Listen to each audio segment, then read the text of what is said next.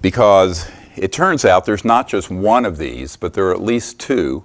And I just got a report from Chile last night that multiple of these small creatures have been seen live and living in these foothills of the Andes in the Atacama region. The Atacama skeleton was found in this area of Chile. It is about 6 inches. I found it saw it, I should say, in 2009. I didn't discover it, nor did I take it out of Chile, regardless of what the New York Times has been alleging. In reality, a treasure hunter found it in an old ruins of an Indian village in the foothills of the Atacama region in this area of Chile.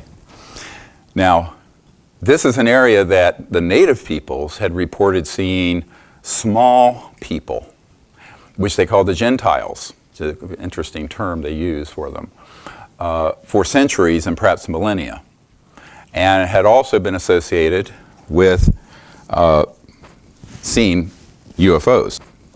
It was actually taken in the area right over where this Atacama skeleton was found. And there are very unusual objects that are seen going in and out of the Andes that are luminous, partially materialized objects, sometimes fully materialized. And the report I received last night from a researcher who I have credit this photograph and a lot of this information to, Alex Chianetti, thank you, is that there are reports of these being seen recently by people in that area as living organisms.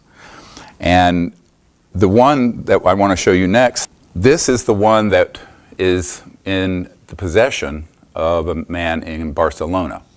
And he was a man who went to Chile, met the treasure hunter who had been sifting through these old ruins from the late 1800s, early 1900s in mining towns, looking for treasures, basically, old artifacts.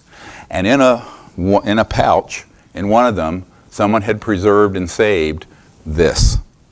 Now, I first learned of this in 2009. It was found in 2003. And the public knew some of the information on it beginning in 2004 and 5. Some studies were done in Europe showing that it was in fact not human. The anthropologists had found that there was wear on some of the connective tissue still remaining on the feet, that it had walked around, et cetera, and so on. However, no thorough genetic testing had been done, because to do the genetic testing requires damaging this very unusual skeleton. I was invited first just to view it. And when I first saw it, I put it in my hand, and I have big hands. Size 9 surgical gloves. Anyway, and it was 6 inches. It did not take up my whole hand. And I looked at this, and I knew immediately that this was not a model or a fake or what have you. I knew that this was an actual, had been a living organism. And so we examined it, looked at it, photographed it, made a connection with Ramon in Barcelona, who owned it, and we kept the dialogue going.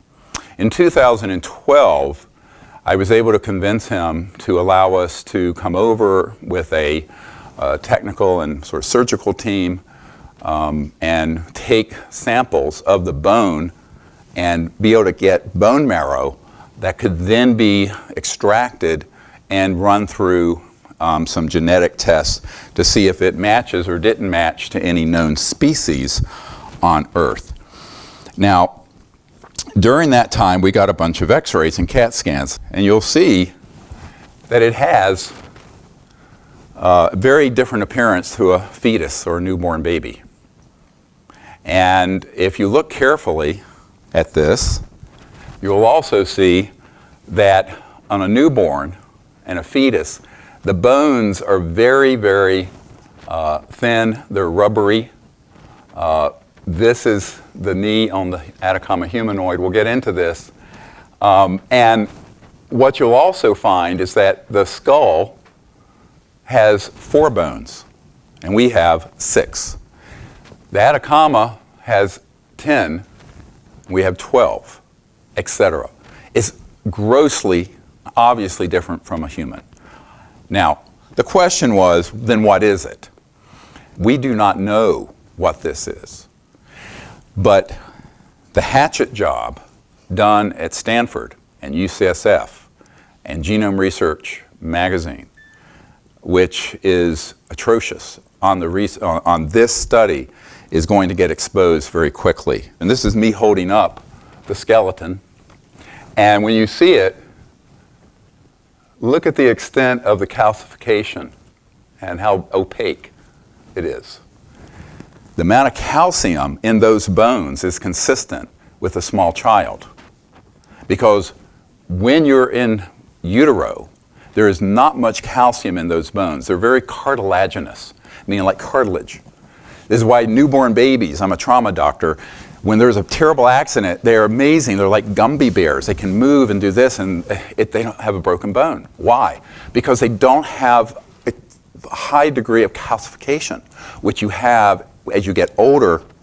And there are a lot of technical reasons for this, having to do with osteoblasts and things that will put the general audience to sleep. I will not go into. But it's important to note that. And the very first thing, the radiologist in Barcelona, when we pulled this off the x-ray machine and out of the CAT scanner, they all went, oh, my God, this is not a fetus. They had assumed this little thing had to be an ejected or aborted fetus, 22 weeks, 28 weeks. They said, this was a child, and it was up running around. It had epiphyseal plates. What are epiphyseal plates? Epiphyseal plates are where the long bones, and you will see that there's a place, what's called a growth plate. And you know when you're growing, the bones have to grow because there's a growth plate in the long bones that allows them to continue to grow and lay down new bone and get longer and longer as we get taller and taller as we reach our full mature height. Those epiphyseal plates are consistent with a 6 to 8 year old human child in terms of developmental stage. There is another one. Look at the skull and look at the overlapping helmet-like feature. If you look at the skull sutures and the way a large skull bone comes over to like a point and overlaps, it's identical to the Atacama skeleton. This is from Russia from 1996.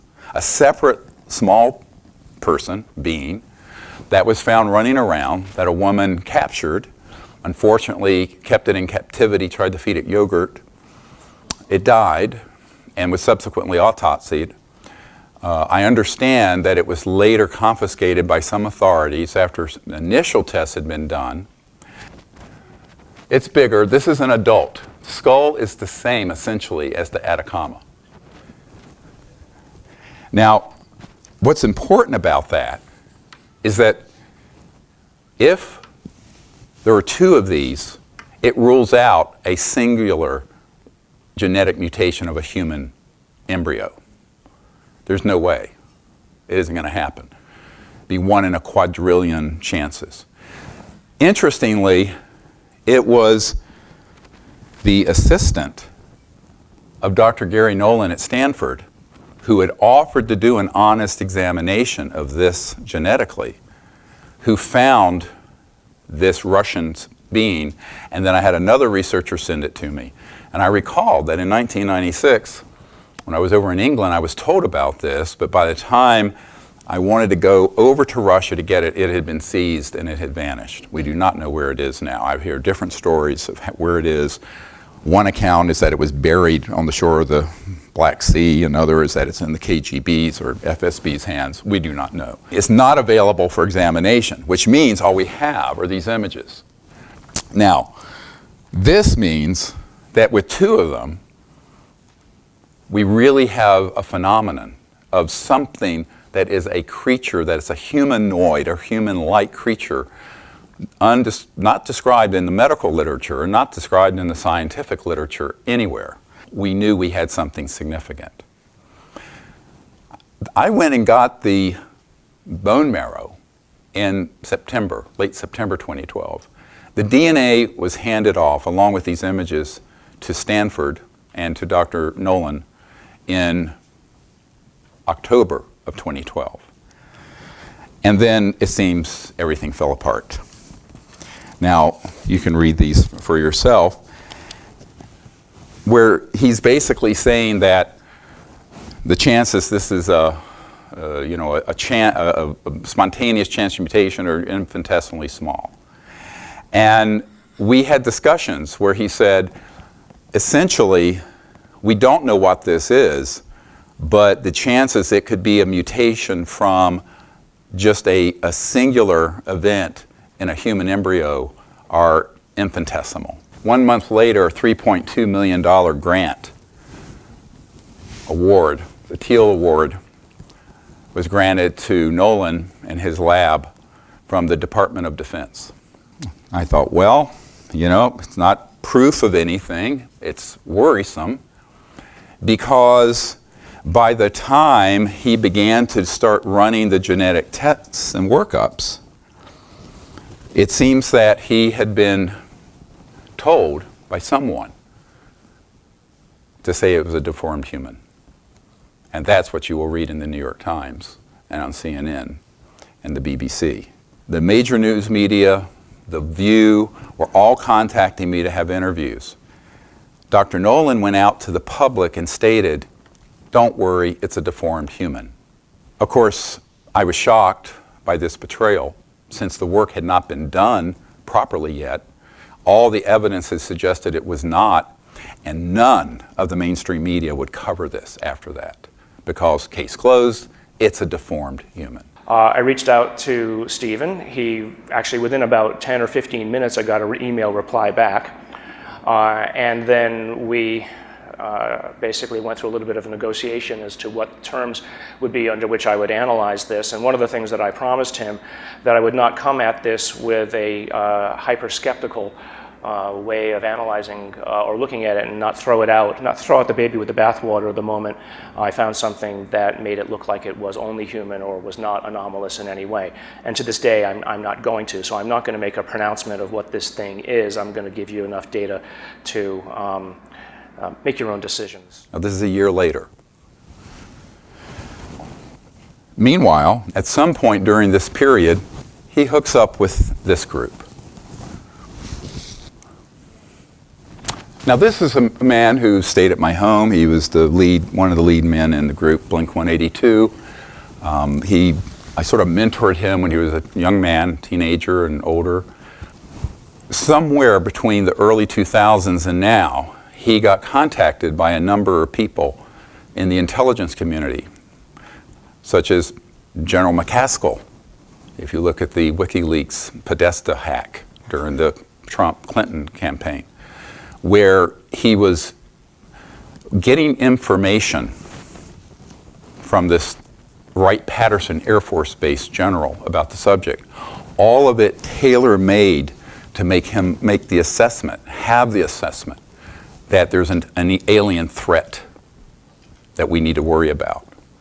And what happened is that, like so many people who look into this subject, they get sucked into what I call the black hole of disinformation that has been pre-positioned out there, that if you look into the UFO subject and then the extraterrestrial subject, you will be pulled into what is 90+% pre-positioned, intelligence community created disinformation designed to have people hate anything not human. He founded a group, which we'll go through just quickly, some of these gentlemen, and what you find is CIA, Jim Simeon, you Putoff. Now, I've known about Dr. Putoff for decades. He does zero-point energy research. He's worked for every three-letter agency.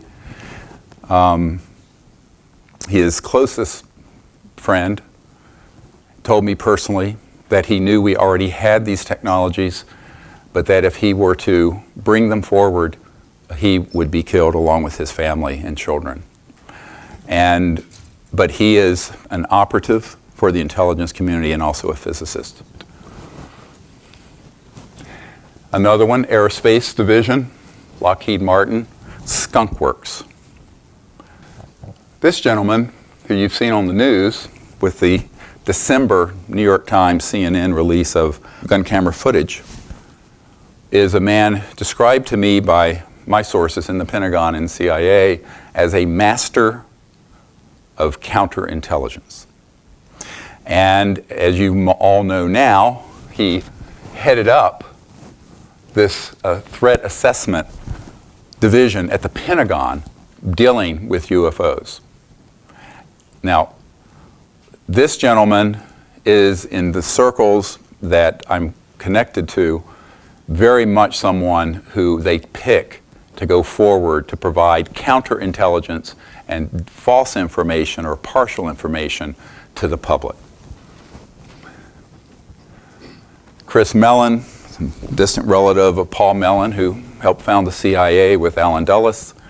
I'm good friends with one of his distant cousins, who was the son of Senator John Warner, a member of the Magic Committee, along with Bush Sr. and Dick Cheney and others.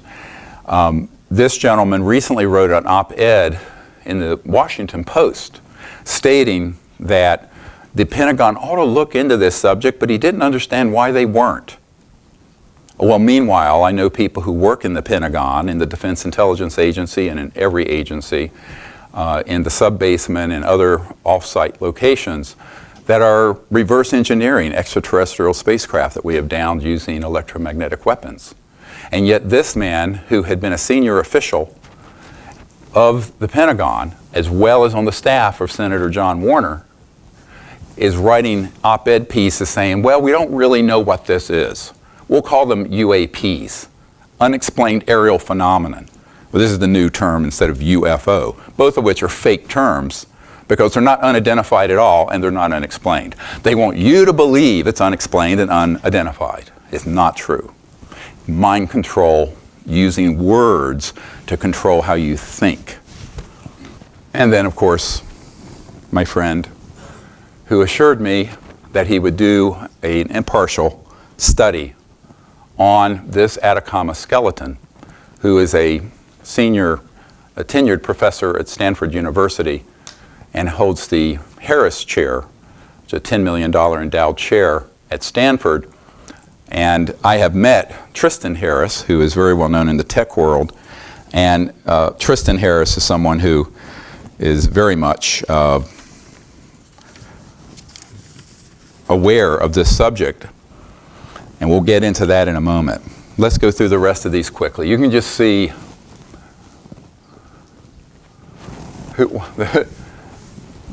CIA, next.